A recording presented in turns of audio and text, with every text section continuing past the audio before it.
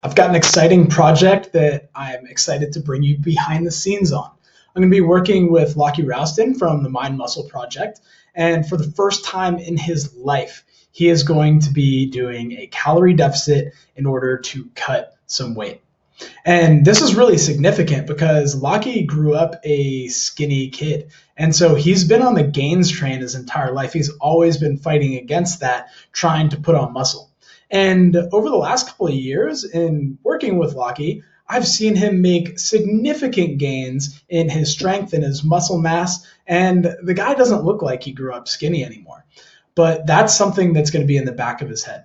And when we're all of a sudden going from someone who's been persistently on the gains train since they were an adolescent or a teenager, and we're taking them, putting them on a deficit, Lachy's going to see the scale going down. And that's going to be something that's a little bit of a mind test for him. So I think that's going to be one of the most difficult things about this cut for Lachy. The thing is, he's a guy who has followed a number of programs to the T. He's worked with lots of coaches. He is a coach himself. So I see him being very compliant with all of the things that I'm going to ask him to do. He's a pretty busy guy, so I'm going to take that into account because I know that doing loads and loads of food prep just isn't something that's realistic for him. I've seen his apartment. I've seen the way that he lives. He's not a slob by any means, but prepping food isn't necessarily something that is going to fit and be a sustainable change for him. So that's something I also need to take into account. But today, what I want to show you is how I'm going to go about calculating his initial macro targets. And the thing is, I've worked with Lachy in the past on some muscle gain phases. I also have some really good data points for Lachy because he can eat somewhere right now between 3,500 and 4,000 calories and maintain his current body weight. So for me, I know de facto, that means that Lachy can eat in that range. That's his maintenance range, 3,500 to 4,000 calories. So I'm going to be calculating his calories based off of knowing that number.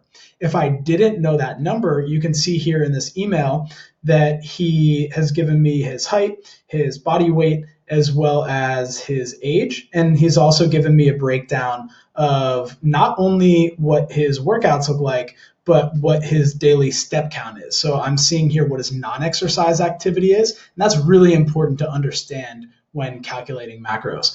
But the thing is, I don't actually need that information to calculate his calories at the moment because I know that this is his maintenance range. And generally, when I'm putting somebody on a cut plan, but I don't want them to lose muscle, I don't want to go above a 20% calorie deficit.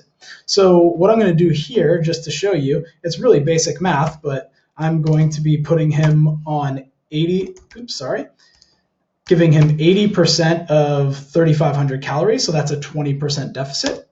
So that's 2,800 calories. That's the bottom end of his maintenance range, of his cut range. And then really easy math, 4,000 calories times 80% is 3,200 calories. So he can eat between 2,800 calories and 3,200 calories, and he should be losing in the half pound to maybe just over a pound per week range. I really wouldn't want to see him in more than a pound per week, because then I know he's probably losing a bit of muscle mass. In the first week, I expect that he might drop pretty substantially because we're going to be going from lots and lots of carbs at 3,500 to 4,000 calories to less carbs, which means there's going to be less carbs in the muscle. And with carbs in the muscle, it brings water into the muscle. So we're going to see probably a quick drop, and then that drop's going to level off over time. And you might notice that in his check-ins. So I'm going to be prescribing for him that he eats in that range. I'm not going to give him exact calorie targets because for him, I know that he needs some degree of flexibility. And I also know that he's good at auto-regulating. So if he does a really hard training session and he is on his feet a lot that day, maybe he coaches an extra class, I know that he can go to the upper range and he understands that. So I trust that because he's built some degree of intuition with his eating, that I can give him a range rather than an individual target that I might give to somebody who needs to develop that. So we're going to put him about there because he is weighing in at 96 to 98 kilograms. One of the things that I see with weight loss is that if we go higher on the protein, almost to the point of overfeeding, it's a lot more likely that the client is going to maintain their muscle mass as they lose the fat. Especially the fact that Lachy's doing bodybuilding, that's fantastic. I'm so stoked about that because the mixture of high protein, adequate carbohydrates, and hypertrophy focused training is how a hard gainer like Lachy can maintain his muscle while losing fat. So I'm going to be putting him at the high end of the range since he's already got a lot of calories that we can work with.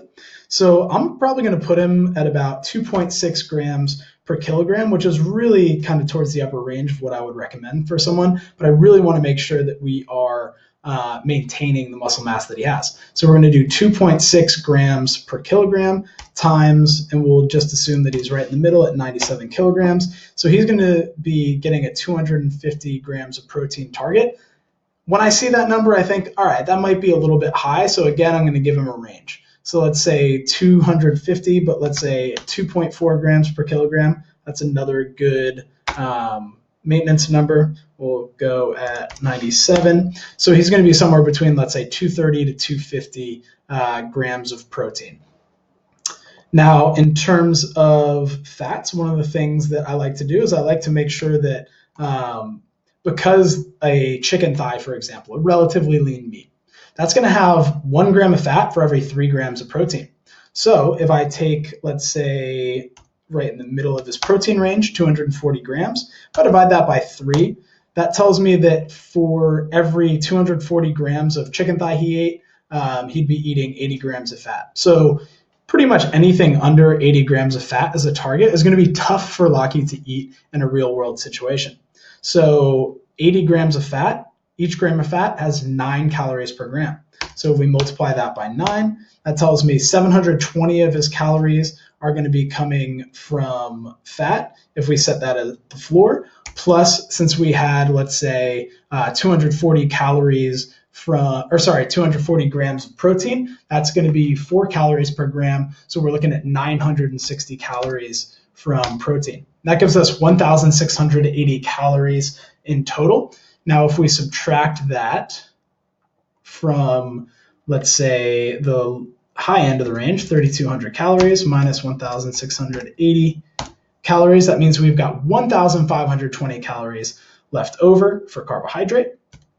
Divide that number by 4 because there's 4 calories per gram. That'll give us the grams of carbohydrate that Lachy can eat. And that's going to be 380 grams. So for Lachy, he's going to be looking at 80 grams of fat is kind of the floor there, 380 grams of carbohydrate, and between 230 to 250 grams of protein.